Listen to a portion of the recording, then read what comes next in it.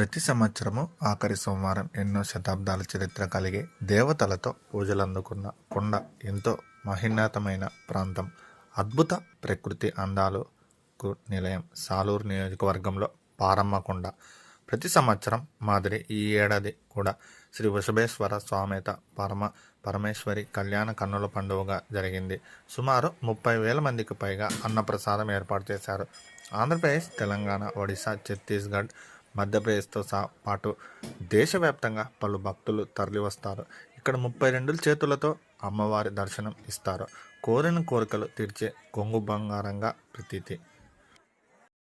తల్లి అమ్మవారికి ప్రతి సంవత్సరం వలె ఈ సంవత్సరం కూడా మన సాలూరు సనాతన ధర్మ పరిషత్తు వారిసే, సాలూరు భక్తులు వారిసే, మరి గురువుగారు శుభగురువు గారి ఆధ్వర్యంలో మొత్తం సాలూరు అంతా కూడా ఈ పారమ్మ తల్లి కళ్యాణానికి భక్తులు చాలామంది ఉత్తరాంధ్ర భక్తులు వచ్చి ఈ కళ్యాణానికి పాల్గొంటున్నారు. అందరికి కూడా ఈ అన్న ప్రసాదం కూడా ఏర్పాటు సాలూరు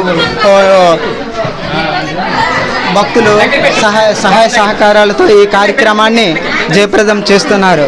ఈ పారమ్మ తల్లిని కొలుచుటకు చాలామంది ఊర్లో నుంచి దివ్యంగా వచ్చి అమ్మవారి అనుగ్రహాన్ని పొందుతున్నారు. జై పారమ్మ తల్లి. అమ్మవారి ఆశీస్సులు అందరికీ శుభం జరగాలని మరీ కోరుచున్నాం. జై పారమ్మ తల్లి, జై జై పారమ్మ తల్లి, హర హర మహాదేవ, శంభో శంకర. శివాయ శ్రీమాత్రే నమః, శివాయ గురవే నమః.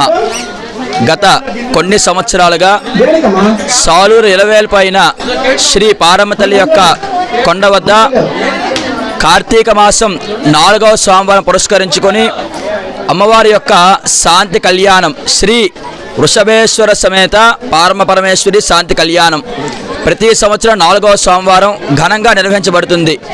ఈ కార్యక్రమానికి కొన్ని వేల మంది సంఖ్యలో జనం హాజరవుతారు. అందరికీ కూడా కొండ కిందన అమ్మవారి యొక్క ప్రసాదాన్ని ఏర్పాటు చేస్తారు.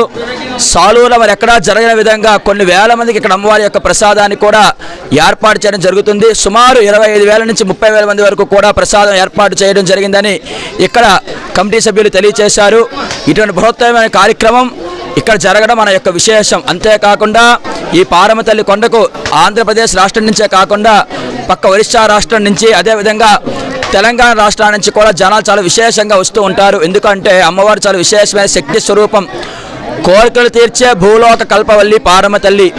ఇటువంటి స్వరూపం ఎక్కడా సాధారణంగా మనం దర్శనం చేసుకోం. సుమారు 32 చేతులతో అమ్మవారు దర్శనం ఇస్తుంది మనకి. అటువంటి మహత్తరమైన స్వరూపం శ్రీ పారమ్మ తల్లి.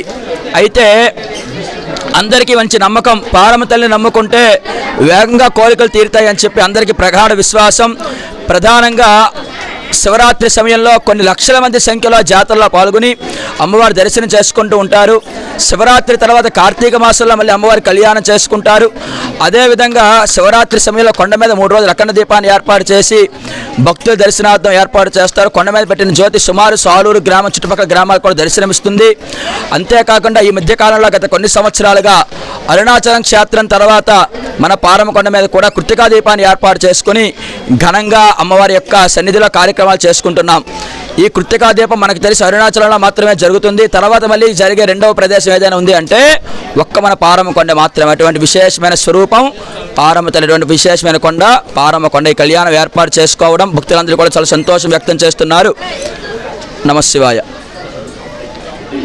అయితే విగ్రహాలు ముందుగానే అన్ని గిరిజన గ్రామాలకు కూడా పంపించి అన్ని గిరిజన గ్రామాల్లో పూజలు చేయించి కొండకు చేర్పించి గిరిజనులందరూ కూడా అమ్మవారి దర్శనం చేసుకుని అమ్మవారి ప్రసాదాన్ని స్వీకరించి అమ్మవారి యందు వాళ్ళ యొక్క భక్తిని తెలియచేసుకుంటూ ఉన్నారు. నమస్తే. కార్తీక మాసం చాలా పవిత్రమైనటువంటి మాసంలో కార్తీక మాసం అత్యుత్తమైనటువంటి మాసము. ఇది పార్వతీ పరమేశ్వరులకు యొక్క మాసంగా దీన్ని పేర్కొనడం జరిగింది. ఈ కార్తీక మాసంలో ఎవరైతే ఆ పార్వతీ పరమేశ్వరుని నిరంతరము ఈ కార్తీక మాసం 4 రోజులు భక్తి శ్రద్ధలతో పూజిస్తారో వారికి ఆ పార్వతీ పరమేశ్వరుల అనుగ్రహం చేత సర్వకాల సర్వావస్థల యందు స్వామివారి అనుగ్రహం కలుగుతుంది అనటంలో సందేహం లేదు. ఈ కార్తీక మాసం 4వ సోమవారం నాడు సాలూరు గ్రామమునందు పాచిపెంట మండలంలో శ్రీ పారమ్మకొండ వద్ద శ్రీ పార్వతీ పరమేశ్వరుల కళ్యాణ వైభవంగా జరగటం, సనాతన ధర్మం వారి యొక్క ఆధ్వర్యంలో ఈ కార్యక్రమం అత్యంత వైభవంగా జరగడం కూడా చాలా విశేషమైనటువంటిది. ఆ పరమేశ్వరుని యొక్క పంచముఖముల నుండి సద్ధోజాతస్య వామదేవ అఘోర ఈశాన తత్పురుషాది పంచబ్రహ్మలు పంచ ఋషులు ఉద్భవించినారు. ఆ సద్ధోజాతస్య అఘోర ముఖము నుండి ఉద్భవించినటువంటి వారు అఘోరులు ఈ మధ్యకాలంలో పరమేశ్వరుని యొక్క స్వరూపంగా భావించడం జరుగుతుంది. ఆయన 5 ముఖముల్లో ఒకటైనటువంటిది అఘోర ముఖము. ఆ అఘోర ముఖము నుండి ఉద్భవించినటువంటి వారు కనుక అఘోరాలు ఆ పరమేశ్వరుని ధ్యానించడంలోనే వారు నిష్ణాతులై స్వామివారి యొక్క అంత్యకాలమునందు వారిలో లీనమవటానికి అఘోర ముఖము నుండి అఘోరాలు ఆ పరమేశ్వరుని నిరంతరము ధ్యానిస్తూ ఉంటారు. కనుక ఈ కార్తీక మాసంలో ఆ పరమేశ్వరుని ఎవరైతే భక్తి శ్రద్ధలతో పూజించి తరిస్తారో అంత్యకాలమునందు స్వామివారి యొక్క శివైక్యంలో లీనమవుతారని శివపురాణం ద్వారా మనకి తెలియచున్నది. కావున ప్రతి ఒక్కరూ కూడా పరమేశ్వరుని యందు భక్తి ప్రవృత్తులు కలిగి ఉండటంలో సనాతన ధర్మం యొక్క విశిష్టతగా చెప్పుకొనవచ్చు. ఓం సద్ధోజాతస్య వామదేవ ఈ సద్ధోజాతస్య వామదేవ అఘోర ఈశాన పురుషాది పంచబ్రహ్మల ఉద్భవం చేత ఈ సమస్త సృష్టిను ఉద్భవించినది. భూమి, ఆకాశము, సూర్యుడు, చంద్రుడు, నక్షత్రముల యొక్క ఉద్భవం చేత ఈ పరమేశ్వరుడు సర్వాంతర్యామిగా సర్వ జీవుల యందు నిక్షిప్తమై ఉన్నటువంటి వాడు పరమేశ్వరుడు. కనుక ఆ పరమేశ్వరుని ఎవరైతే భక్తి శ్రద్ధలతో పూజించి తరిస్తారో వారికి వారి యొక్క పరమేశ్వరుని అనుగ్రహం కలుగుతుందని, పరమేశ్వరునిలో అంత్యకాలమునందు స్వామి సాన్నిధ్యానికి చేరుకుంటారనటంలో సందేహం లేదు. కనుక ప్రతి ఒక్కరూ కూడా హైందవ ధర్మంలో ప్రతి హిందువు కూడా భస్మధారణ చేసుకుని స్వామివారిని నిరంతరము ధ్యానములో ఎవరైతే ఉండగలుగుతారో వారికి వారి యొక్క ఆరోగ్యాలను స్వామివారు చూసుకోవడంలో ప్రథమంగా ఉంటారంటంలో సందేహము కూడా లేదు. మనం భస్మధారణ చేయటంలో భస్మం యొక్క విశిష్టతను కూడా తెలియజెప్పడం జరిగింది. భస్మం పరమేశ్వరుని యొక్క ప్రతిరూపం. భస్మాన్ని ఎవరైతే ధరిస్తారో ఆ పరమేశ్వరుడు మనలో లీనమై ఉన్నట్లే. పరమేశ్వరుడు ఎప్పుడైతే మన శరీరంలో ఉన్నంత వరకు మనం ఆ బ్రతికి ఉన్నామో అనేటువంటి భావన కలుగుతుంది. ఈ ప్రాణం ఎప్పుడు పోయిందో ఆయనలో మనం లీనమయ్యాము అనేటువంటి ఆలోచన కలుగుతుంది. కనుక మన శరీరంలో పరమేశ్వరుడు నిరంతరము ఉన్నాడనే భావంతో మనం ధ్యానిస్తూ ఉండాలి. ఈ షట్చక్రాల్లో పరమేశ్వరుడు నిక్షిప్తమై ఉన్నాడు. కనుక ఆ పరమేశ్వరుడు ఉన్నంత వరకు కూడా మనం ఉన్నట్లే.